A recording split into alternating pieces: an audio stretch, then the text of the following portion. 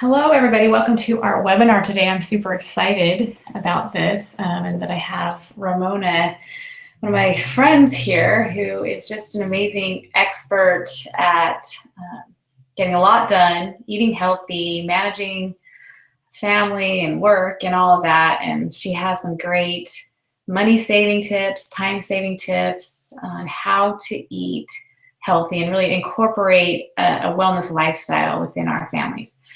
So I'm just going to turn the time over to Ramona. And as people are joining in, you're welcome to post in the chat box on the side if you have questions. Also on our Facebook group, Essential Wellness Pros, you're welcome to go there and post your questions. So we'll be kind of monitoring that. But let's go ahead and get Ramona on. Ramona, are you there? I'm here. Awesome. Welcome. So I'm going to turn the time over to you, and as questions come in, I might just interject or we'll let you go. At the end, obviously, we'll have open time for that. If I were you, I would be picking her brain, taking notes, and really being able to incorporate these things into your life. Okay, time is to you. Okay, well, thank you all for joining us. I'm super excited. This is a topic I feel very, very passionate about. So just a little introduction about who I am and why we eat the way that we do. I am a mom of 6 kids. 5 of my 6 children have been diagnosed with celiac disease. This first entered our life about 7 years ago. 8 years ago. And I had never heard of celiac disease before that. So that kind of began our journey. Since that time, I was diagnosed with Hashimoto's syndrome about 1.5 years ago. I was also pre-diabetic at that time, very borderline for type 2 diabetes. And so I have turned to food and nutrition as a way to heal my body and also help keep my kids healthy. And it's been a journey. We have certainly had lots of good days and bad days and things that didn't work at all and things that have worked great. So I've kind of put together a few of the things that have worked, and I'm excited to share those with you. I'm sure whatever journey you're on, whether it's health related, whether you have a big family, a small family, if it's just you, I think there will be things you can take from this that you can apply and kind of mold to fit your lifestyle. Also, I just want to say kind of at the beginning that I'll be tossing out lots of ideas and things that I do, things that I know others do that have worked for them. Don't try to incorporate it all or feel overwhelmed by it, because there will be lots of information introduced today. Rather, I want you to pick 1 or 2 things that kind of resonate with you and write them down and see how you can apply them and turn them into something that will work for you. Okay, so if we're going to go to the next slide. I'm going. There you go. So when we think about food and nutrition, is it just for sick people? The answer, of course, is no, and I'm sure you probably all were thinking that as well. I remember a time long ago when we were dealing with some health issues with one of my kids, asthma and stuff, and we were trying some different dietary things. I would think, maybe we could just eat the way that we wanted to, all of the fun stuff that's around us all of the time. And then if something big comes up, I can use food to fix it or whatever. And that was kind of wishful thinking, because it doesn't work that way. It's much harder to fix something once it's broken than to just take care of our bodies from the beginning. I thought this was a crazy statistic I found in my research, that 1 in 3 kids is overweight or obese. And studies show that overweight kids are likely to become overweight and obese adults. That's scary. I mean, we look around at what our kids today are dealing with, from sugar sodas and chips and all kinds of unhealthy processed, mostly I think it's the processed food that leads to so many of these problems because it's so fast and it's so easy. And truthfully, we can't get away from all of it. No matter how hard I have worked to streamline our diets at home, there is no escaping some of the junk that's out there. So we just do our best, right? But I really do believe that the more that we help our bodies to fuel our bodies correctly in the beginning, then we will have more energy and our bodies will be stronger to fight off illness and other things as it comes along. So here you can kind of read through those real quick, just consequences for poor food choices. We know that it increases our risk for disease. It increases the risk for passing it on to future generations. If it's 1 in 3 children today, what will it be 10, 20 years from now? Will those numbers become even higher? Will it be 2 in 3? Will it reach that most children, if not all children, will be dealing with overweight or obesity issues? It does increase medical costs over the years and absolutely decreases our quality of life. So why not start today? I think all of us have the intention. If you are here today, you obviously have the intention to eat well and healthy because it's something that struck a chord with you when you saw the information about the webinar. But even with our best intentions, there are things that hold us back. I have been doing this for years and I still get caught up in things and times where we fall back into old habits. So 3 things that I came up with are time or lack of time, a plan, and an all or nothing mentality as kind of the 3 main things that hold us back. I'm going to start with the last one, an all or nothing mentality. There is no wagon to fall off of. I have used the saying so many times in my life.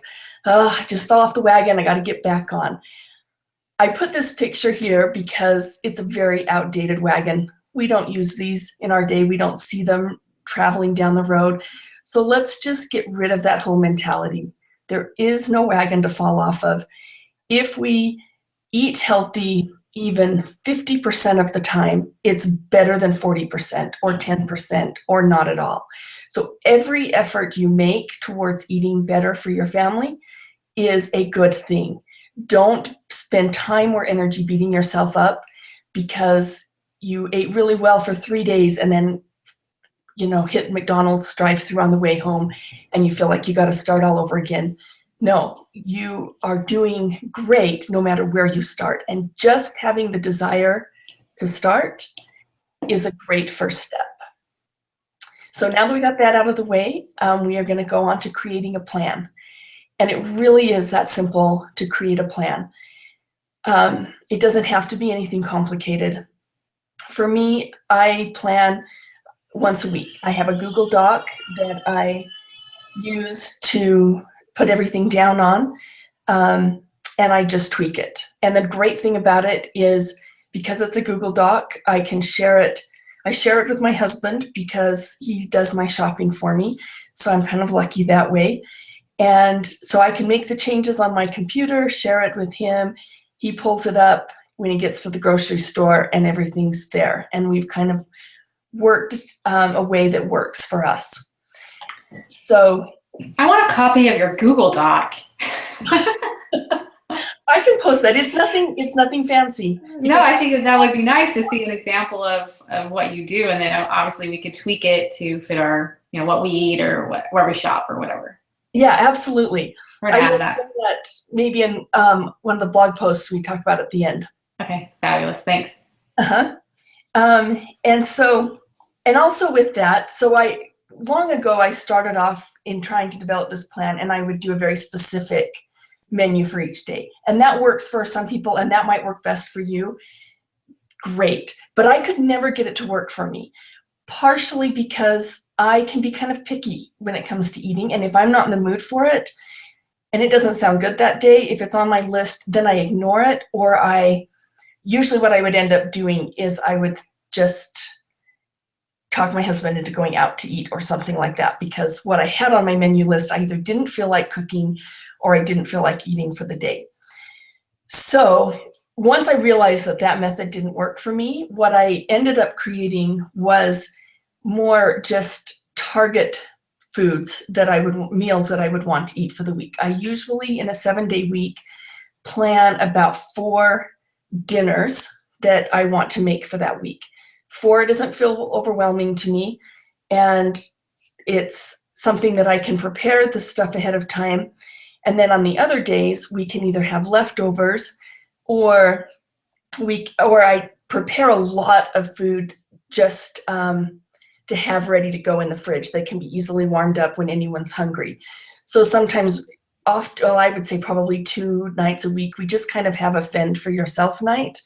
And the kids, those are actually their favorite nights, because I also have a lot of picky eaters, and I also have kids that have different eating needs. So most of them, like I mentioned, have celiac disease. So we have nothing in our home that has wheat or gluten in it. But I also have one son with oral allergy syndrome that we just are now getting the diagnosis for.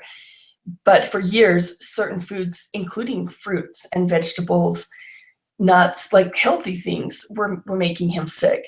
Most of my family can have eggs. I can't. They are okay with some dairy.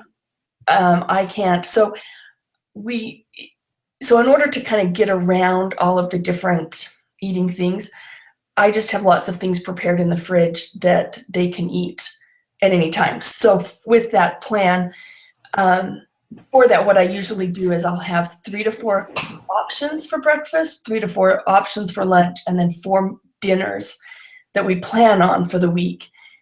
And then everything else is just stuff in there that can be made and in the fridge ready to grab. Then we'll get to more of that in a minute. So the next one is time. And nope, sorry, it's plan. Oh, was okay. That planning? No, they're perfect. Yes. I was thinking, oh, wait, we got there already.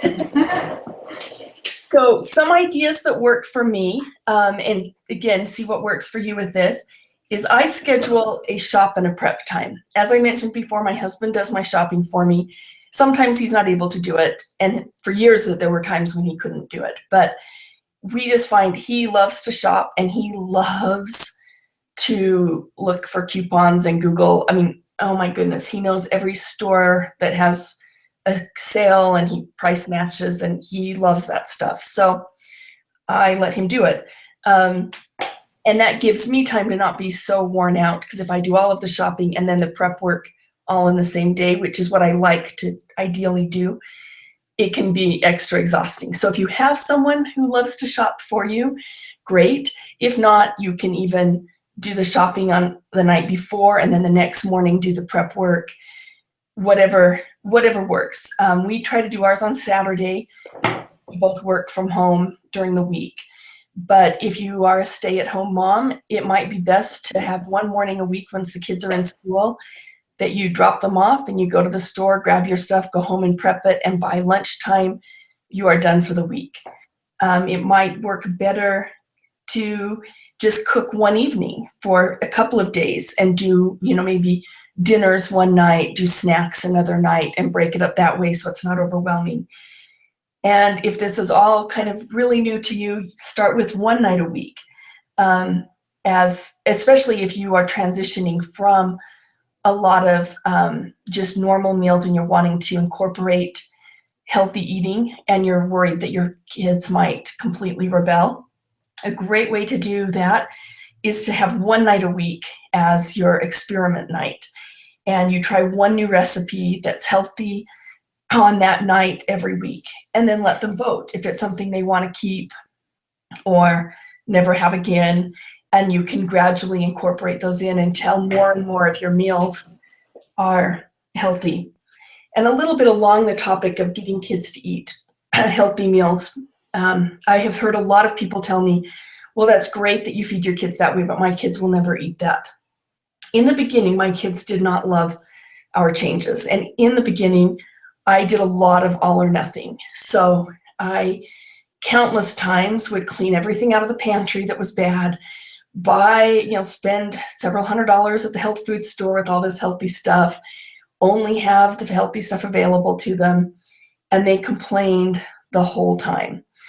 And then we would fall back into old habits, and another month or two would go by and I would start all over again.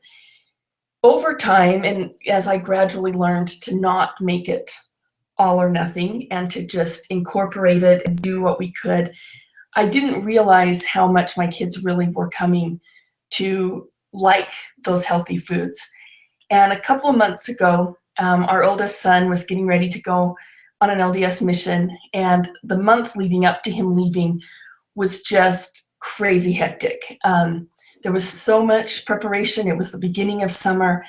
I kind of threw out all of the healthy things I was doing, and we just completely relied on whatever fast and easy, more eating out, more packaged stuff. Because even the gluten-free packaged stuff is not healthy. I don't normally buy the packaged gluten-free stuff because it's all white flours, white sugars.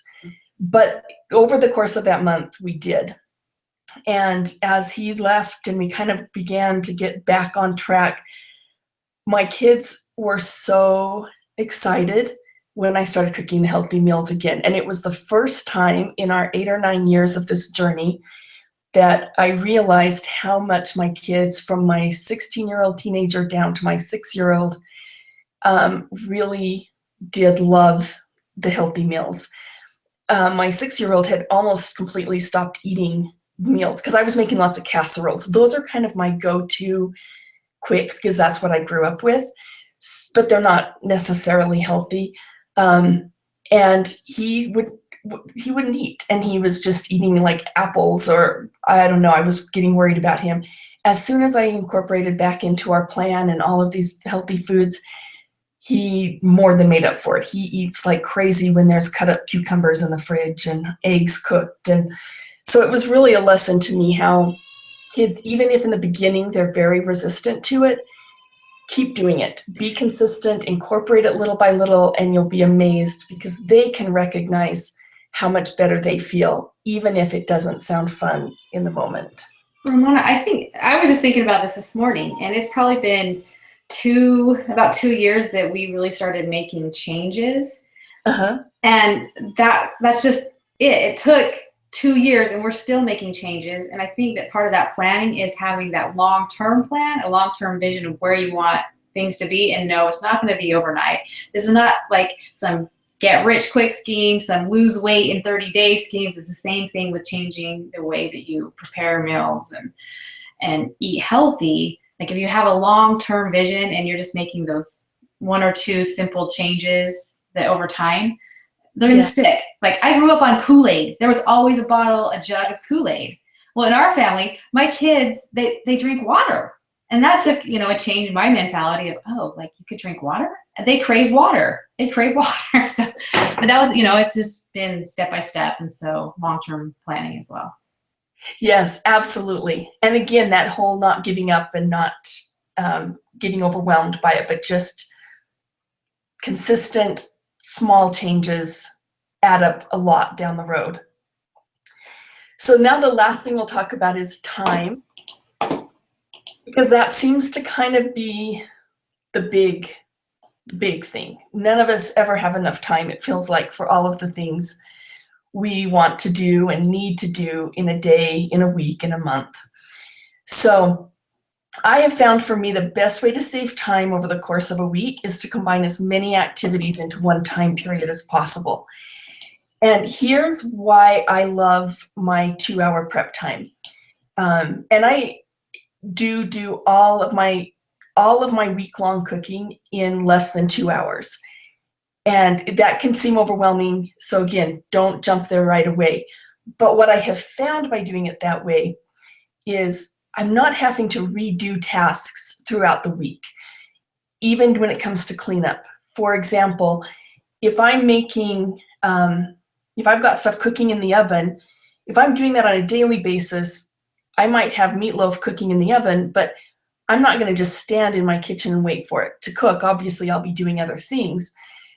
But when I do all of my prep work at one time and I have meatloaf cooking in the oven, I'm also mixing other things and cutting up other things, but I'm only having to dirty one knife and I cut everything up all at once. So I might have one section of my kitchen that's all of my stuff cut up, onions, bell peppers, garlic, because those things are used over and over and over again. I add them to every recipe, celery, whatever it might be. So I can spend 10 minutes and cut that all up. And really, truly, I can get most of that cut up in 10 to 15 minutes. Where if I'm doing it every single day, it gets so monotonous, and you have to pull out the cutting board and you have to get out the knife and you cut up your onion and you put it in each day, or you have it all done at once and then you're just grabbing and adding it to things.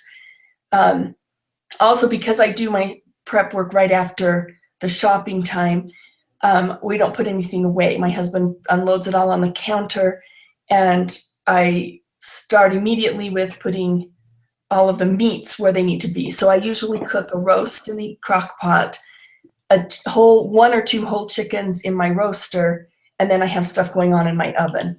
So I'm only heating up my house. Oh yeah, here's a picture from yesterday's big shopping day, because I was gone all day on Saturday, so I did it yesterday. And this is kind of what it looks like. And I have all of that going on at one time. So my house is not so cool in the summer on my 1 day a week, but the rest of the week we're just heating things up or using the crock pot. So as I have stuff going on in the oven and get those things going, then like the frozen chickens with whatever recipes, and those, I have 7 recipes for you at the end of this that you can get, but I just have to then, in fact, for these, I ran out of gallon bags, so I literally opened those 2 bags of the frozen chicken that you see at the back, added the ingredients that I was going to need, like the salsa or whatever was with the sauces, and then closed it up, put it in my fridge so that it'll gradually be defrosting, gradually be marinating. And because I know I'm going to be using it in the next couple of days, all I need to do whatever morning I want to cook that crock pot meal is just grab it, dump it in the crock pot, and it's good to go. Literally, for those 2 things of chicken, it took me less than 5 minutes for those 2 meals, and all I'll need to do is dump them in a crock pot one morning this week.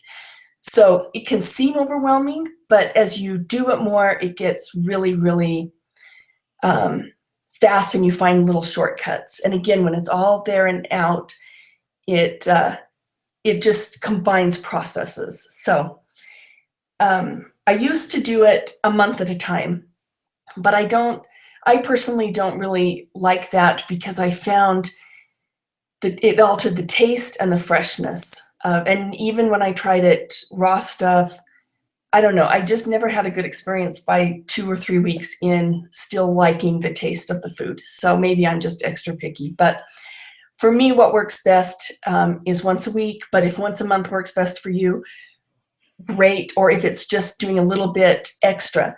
One thing you could even do is buy double the ingredients for some of these meals and prepare one and put the other in a gallon-sized bag, put it in the freezer or the fridge, and eat it the next week or a couple of days later.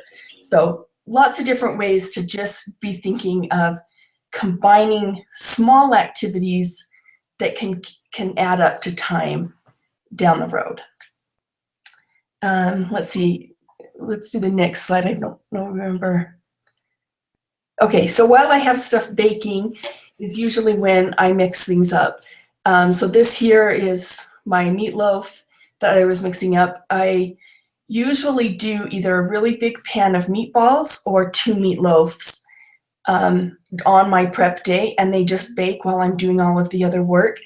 And those aren't for any meal. I just put them in my fridge, and my kids can have them at any time they're hungry. They can have it for lunch and just mix it with a vegetable, or they can, or there'll be times that I will go in at 3 in the afternoon and grab a meatball and heat it up and have some fresh cucumbers. And there's a really quick snack that will tide me over for several hours. And this way I know exactly what's in it. I put lots of vegetables in my meatballs and meatloaf, things like bell peppers, celery, onions. Sometimes I grate up zucchini. You can get creative. And I don't really call it sneaking because my kids know it's in there, but they don't mind it and they're used to it. So, and then the next slide. So as I'm wrapping it up, once I have everything cooking, and that's one other thing I wanted to talk about. This is a tip I recently found that I absolutely love. So root vegetables are a new thing I've added to our diet. We used to pretty much only eat white potatoes. So trying to experiment with parsnips and turnips and more of the squashes like spaghetti squash and butternut squash. My biggest thing against, like, I would buy those with great intentions and then never get around to cooking them up because I was so overwhelmed by the process. For example, spaghetti squash takes 45 minutes, 30 to 45 minutes to cook up. And if I'm thinking at 4 o'clock that, oh, I want to do spaghetti, oh, darn, I don't have time to do the spaghetti squash. I'll just have it with pasta, even if it's the gluten-free white type pasta. So when I'm doing my prep day, one of the things that I cook, I just toss into my oven, totally straight from the bag to my oven, things like sweet potatoes, beets. Yesterday I did parsnips. Oh no, it was turnip. I don't remember which one. Anyway, one of those root vegetables.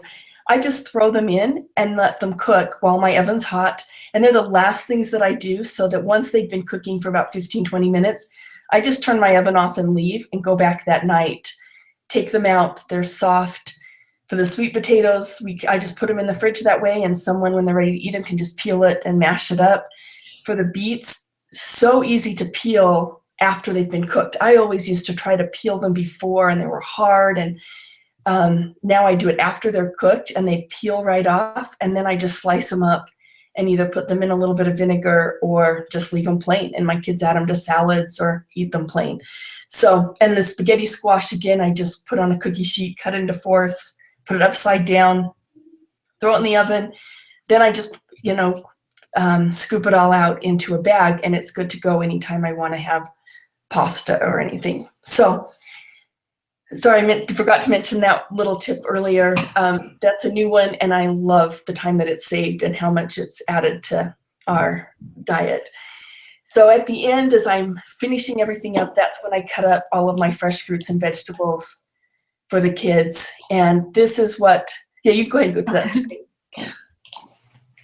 This is what my refrigerator looked like yesterday when I was done.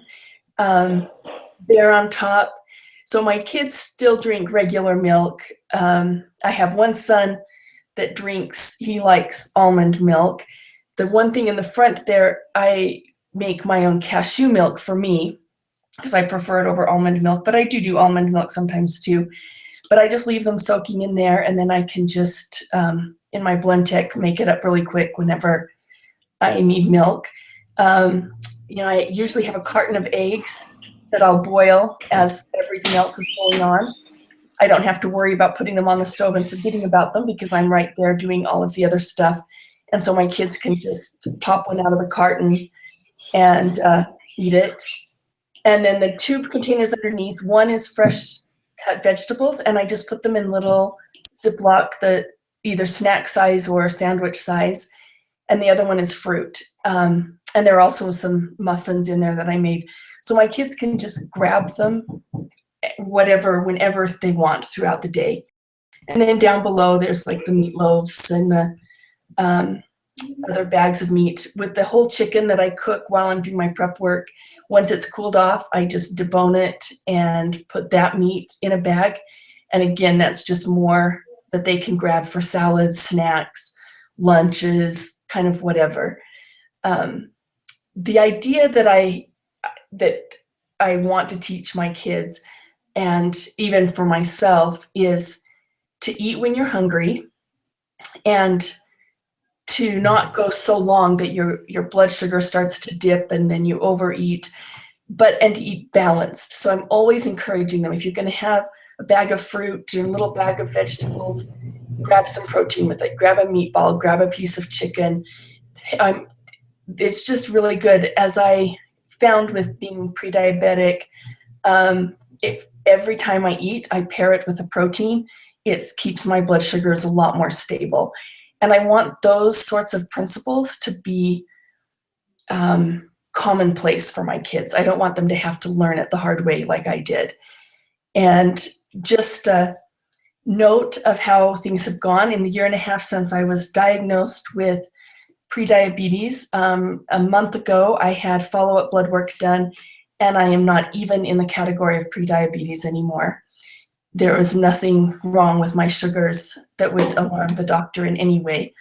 And literally, the only change I made was diet and adding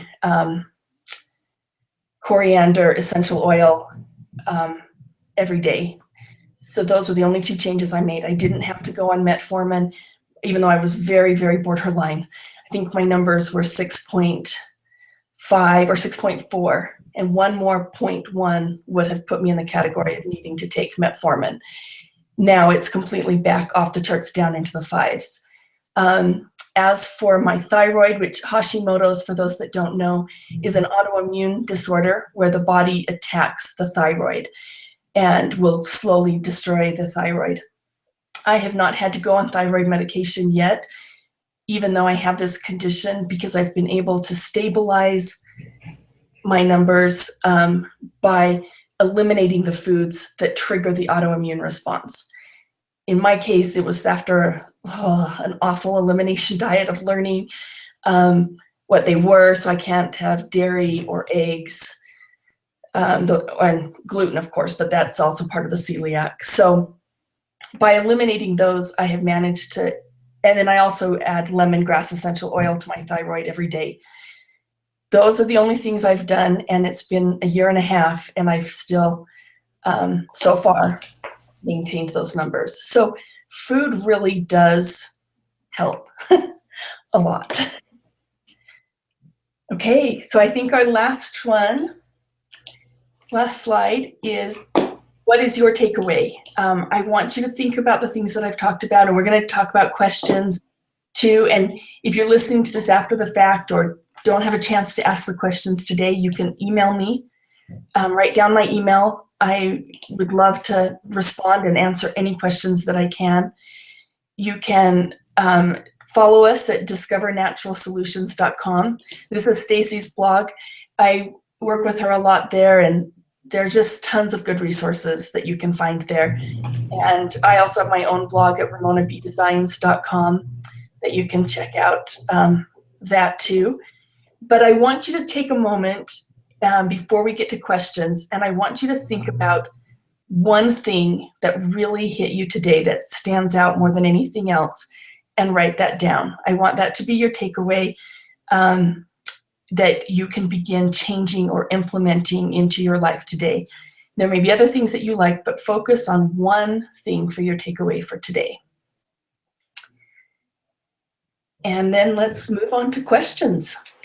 Yeah, I just wanted to say before we get, if you have questions that you wanted to ask, that most of you who are coming in through doTERRA and using essential oils. You want to have a healthy lifestyle. You've been either experimenting with the oils or you've been using them for a long time. But most of us who have been using them for a long time realize that oils are not the save-all of everything, that our nutrition is really foundational to a healthy lifestyle. And so being able to pair those things together, oils that can support a healthy body functions, as well as nutrients that come from these real whole foods, like pairing those together really will create a lifelong, a life of wellness. And so that's why I feel that this is so important, that people understand that we can't just be using oils and thinking that that's gonna save us, but we need to start using these other wellness tools that we have through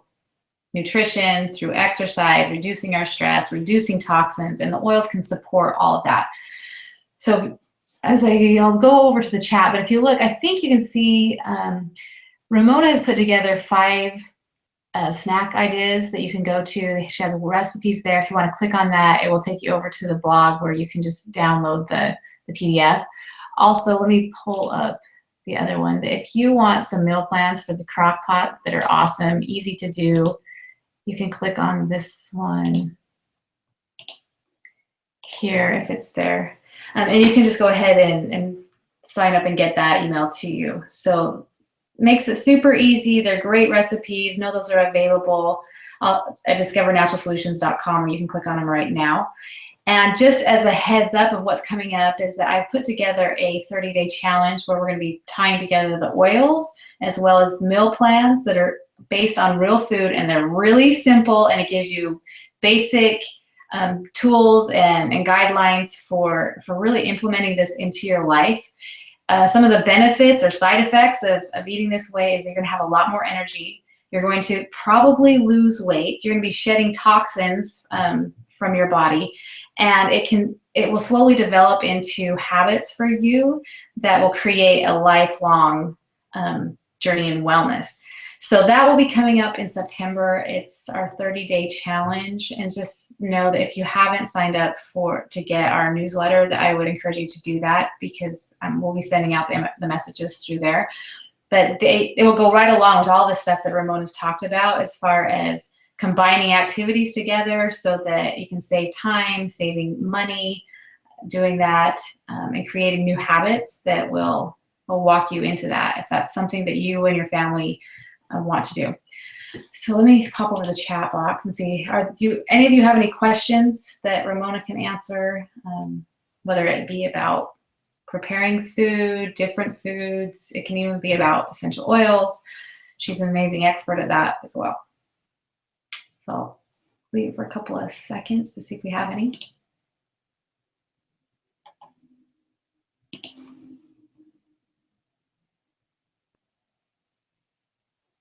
One question I have while I'm waiting for the chat box is, what do you do with parsnips and those root vegetables you're talking about? They've always scared me, so I always just stay away from them. Yes, I know just what you mean. They scared me for a long time too. I use them in place of potatoes, or mix them with potatoes. They do have a little more of an odd taste to them than what we're used to with potatoes. So sometimes I will mash them up, and even have the ratio be, 20-80, so 80% regular white potatoes that my kids are used to, and mix in some parsnips. Although last night I sliced up, I think it was turnips. I don't remember. I wish I could remember. They're the ones that are the round, little bit purple. They're white and round like a beet, but white with a little light purple. That's what they look like. I can't remember which one they are. I just peeled those, sliced them up, and put them in the crock pot with carrots and put the roast on top to cook. And my kids ate them just like they would if they were sliced potatoes, and no one said a word. So, okay, that sounds like one to try then. yeah, and they're really great. The one that looks like carrots, but they're like a cream colored one, those can be really yummy cooked in coconut oil. So, and that's actually a favorite thing. If you're used to using butter on your, or way back in the day, I did margarine. Blah. Yeah, that's out of our house now. And then we went to butter. But if you're wanting, like once I had to go dairy free, anyway, a tablespoon of coconut oil on any vegetable with sea salt. My kids call them candied vegetables. It is the best. Oh, it's one. Yes, I agree. Ever. So I will take a spoonful of coconut oil and eat it. It is so good for your brain. It is so good for your body. And I would have, like, how many years ago where it was like, fat-free everything. Don't eat fat. It's bad for you. How wrong that is. Yeah. So, yeah, there are good fats. I don't buy anything. I don't allow anything in the house that's fat-free or low-fat, because I know that in order for them to put that label on there, they've just substituted something with sugar. So there was a time like you when I thought that meant healthy. Yeah. And I have since learned it just means more sugar. Fats are good for our bodies. And that's what I'm constantly telling my kids. The right fats, olive oil, coconut oil, are so good for our bodies. And so, yeah, we use the full fat coconut milk, whatever. I do not want my kids growing up being afraid of fat, healthy fat. Yeah, and I think that it goes along with the idea of real food, like understanding what real food is. If you're taking things out of one and adding some things to it, it doesn't become real real food. So I tell my kids, it's okay to have sour cream. Just have a little of it instead of a ton of it, and don't have the fat-free sour cream. That's not better for you. So there is a question there. I don't know if you can see it. It says, what are some great recipes you can freeze and will still taste good when you defrost them? Anything that is, like if you have chicken or hamburger that hasn't been frozen, like I don't defrost the chicken and then refreeze it because that's not good. But if it's straight from the freezer and I add it in with marinades and stick it right back in the freezer, usually those are pretty good and will last quite a while. They really don't last more than a month. I find even when I use the freezer bags, freezer burn can sneak in pretty, once it's had that air in there, I think it come in contact with the meat or whatever it is. So yeah, I think any marinade, and something super simple that I think of too, because one of the things we learned with having to be gluten-free is I can't buy any of the fun marinades at the store. I can't even really buy most dressings because most of them have something someone in my family's allergic to. So a really, really great staple that makes every meat tender and tastes great is apple cider vinegar.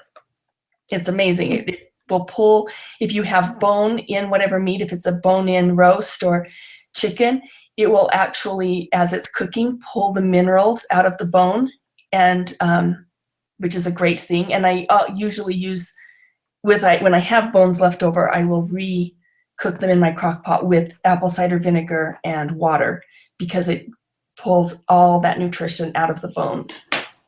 So I hope that answers the question. Well, some of the ones I know that we use a lot that I find are okay freezing, and I don't mind the taste of them when I take them out, are some of the soups that we make.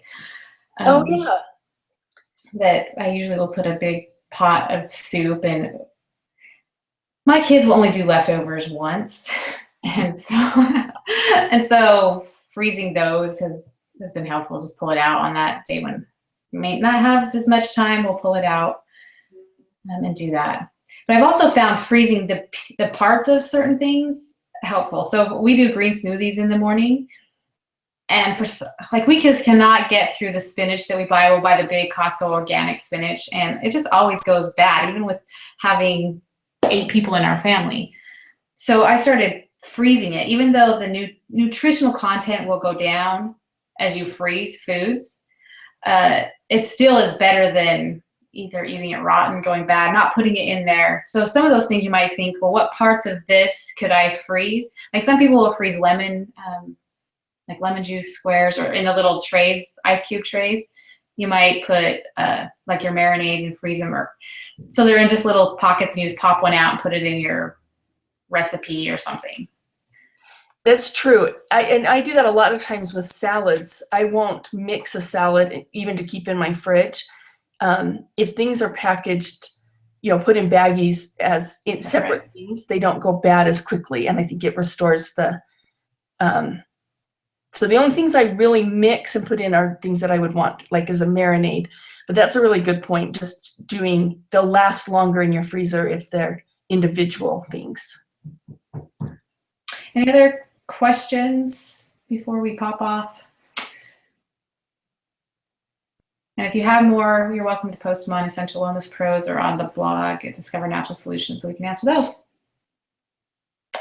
Thanks everybody for joining us. Thank you, Ramona. I sure appreciate you taking the time to prepare this and give us some tips. And like she said, if you just took one thing away from this to help you to prepare more real food in your home and start that journey or continue that journey of wellness. We also have on the blog essential oils that can be support different body functions in different ways. So know that that's there as well. Thanks everybody. I appreciate your time. Have a good day. Bye. Bye-bye.